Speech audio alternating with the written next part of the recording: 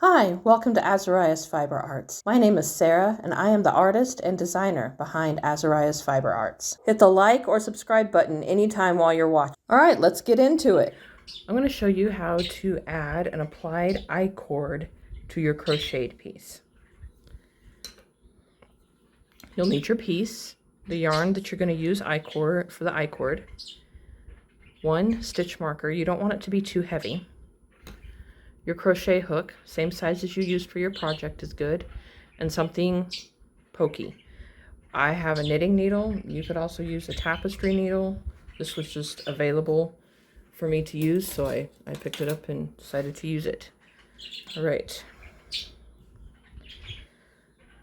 It doesn't matter where you start on your piece. Start wherever you want or wherever the pattern's telling you. Get your yarn, the crochet hook, and your piece, and attach the yarn with a slip stitch where indicated by the pattern. Then chain 4, 2, 3, 4, right?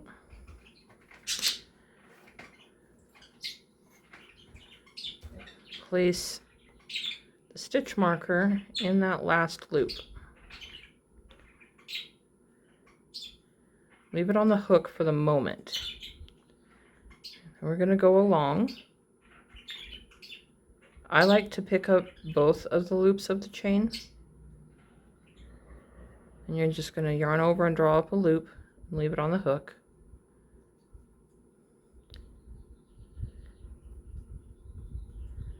And then do it in the last one as well.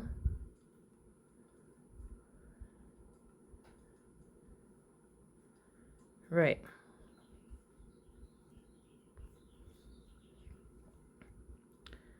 Go into the next spot. Yarn over and pull up. Get your pokey thing. And take the 4 off. Just the 4 onto the pokey thing. This guy is just going to hang out. Right. Now you're going to get your yarn. You want to pull it pretty snug, not strangling things, not being extreme here, because it is going to close up the back. But you don't want it extremely tight either, because we're going to be using it again later. You're going to take your hook, get this guy off, pull the yarn through, and this is another moment to snug it up just a little. See? Just across there. And you're going to get the next one, and then you get the last two. Last two go together, because we're going to pick up another one in the next row. Now, something that might be fun that I've not tried, and it might also get in the way. Like I said, I've not tried it. This is an interchangeable. If you have an interchangeable set of crochet hooks and knitting needles that can be on the same cable, like from the same company, it might be efficient to have your knitting needle tip on one end and your crochet hook on the other. I have no idea. Okay, this time everybody goes onto the needle. The hook is empty. This guy's still down here. Don't worry about it. We're not going to add another one down there. That's the only time you do that. All right. So you don't actually have to transfer that last guy as you get more efficient in what you're doing and get a little more practice in.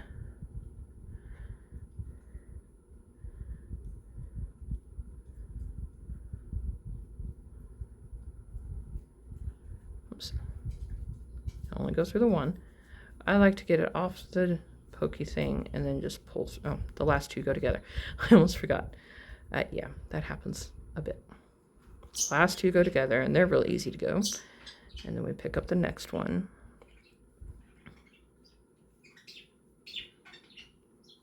Where that next one's at is at your discretion. Go along a little bit. If you're not liking how things are looking, then you get to change it. you get to take it out and try again and have a little bit more practice. I will caution you, if you've not watched this entire video and you're not liking how your I-cord is looking, like here's a picture of when I was putting the orange onto the blue.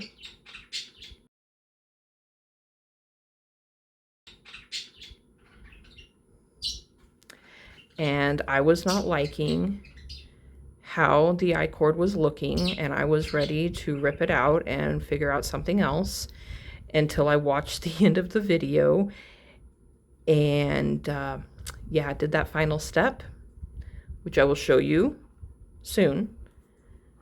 But here's what the I-cord looked like after working the final step.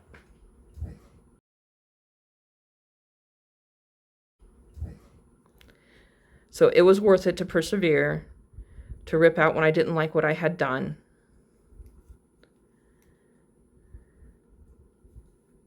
Okay.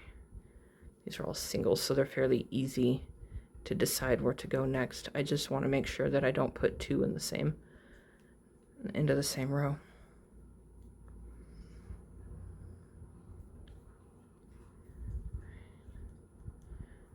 Last two go together. Pick up a new one. All right.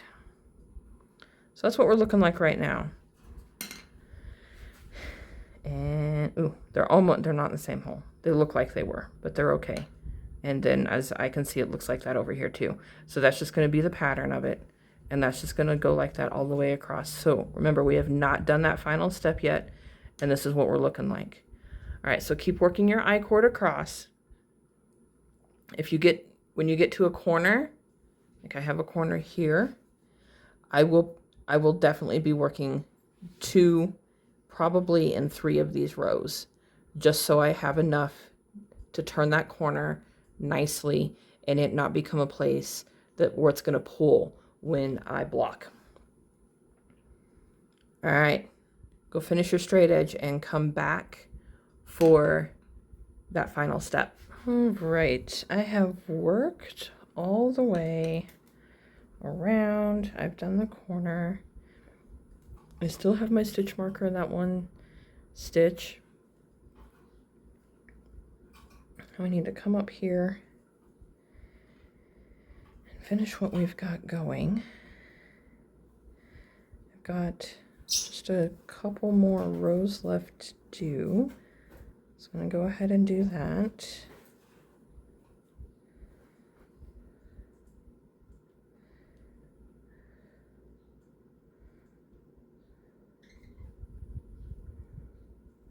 Oops.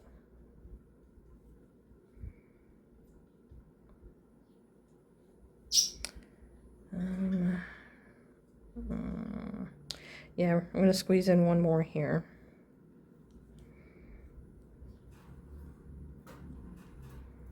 Oops, let's get the right yarn going.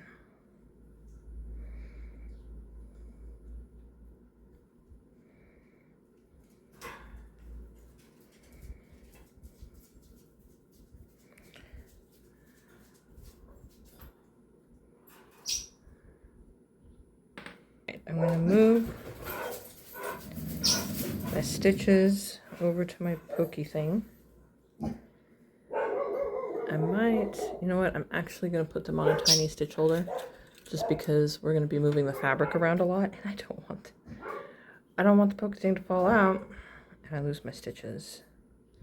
You can also put them on another small stitch marker if you have that kind of a stitch marker. I've done that before too. Okay. I'm going to go back down here to where my stitch marker is and pull that loop out a little bit so I can get my hook into it. I'm going to take the stitch marker out. We are done with that. I'm going to come to this back side here.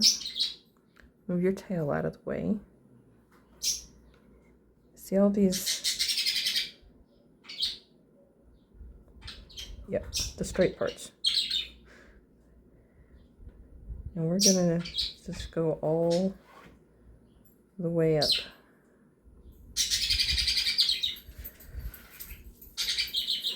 like I'm picking up the wrong one. Hang on. There we go. That feels better. Okay. So not this guy, but this guy.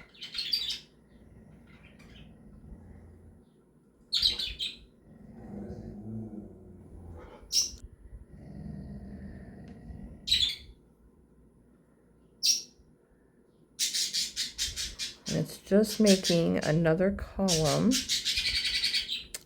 of those knit stitches, which at this point is just ultimately crocheting a chain.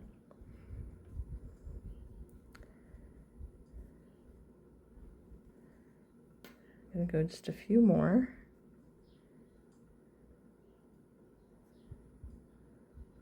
So this is the step that I had not done when I didn't like the way the front looked.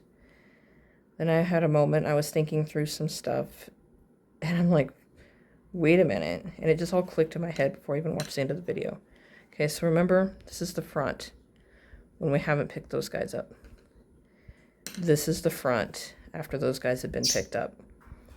A lot nicer, a lot more finished looking. This, to me, this is messy. Like if I were putting on an edging, it wouldn't look like that. That would drive me nuts. But this, pulling that through, it makes these guys roll over and pulls one of these tighter so that it can have this nice finished look going on. So you're just gonna continue to do this all the way up and around, or however far you're going. Picked up the wrong one. Okay. Until you get to where your stitches are on the pokey thing. And I'll show you what to do from there.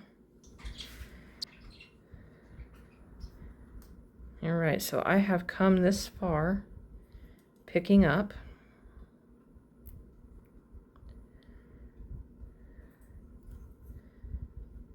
All right, let's continue picking up. Picking up the straight guys. I think I said the curved guys earlier, but it's not. It's these straight ones. I'll show you again. When you pull, maybe. See, when you pull, it's like these ladder rungs. Almost like a drop stitch. So we're just going to pick up the rest of these.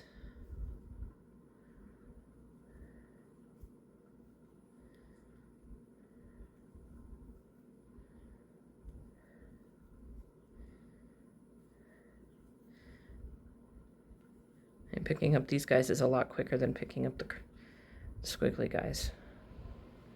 Comes out neater on the front too. I'm not sure what I was thinking earlier. Sorry about that.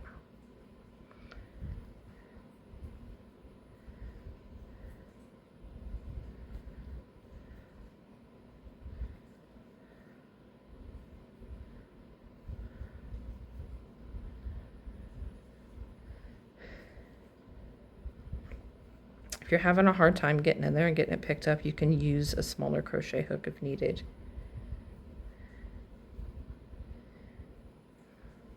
Because mostly after blocking, the stitches are going to come out the size that they're supposed to be no matter what crochet hook was used.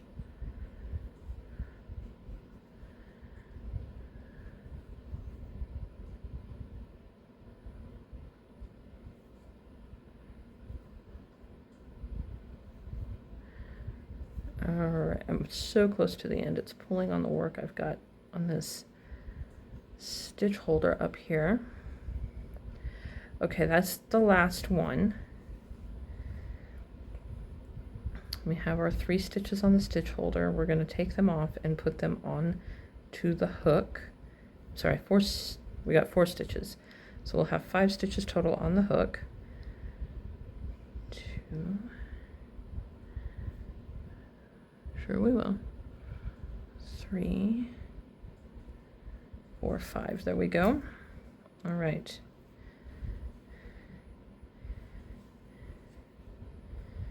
Yarn over, go through 2.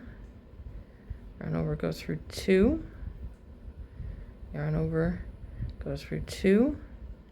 Yarn over, go through 2.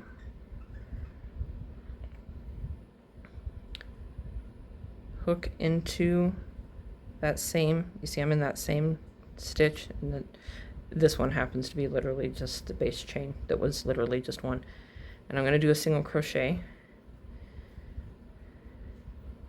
and then I'm going to continue with the edging I have going over here, which is not this.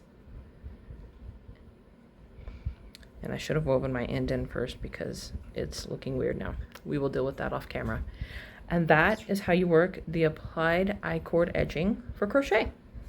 If this tutorial was helpful for you, please hit the like button. Be sure and subscribe so you don't miss anything. Thank you for watching. If you have more questions, you're welcome to leave a comment below or email me, Sarah@azariasfiberarts.com. Happy making!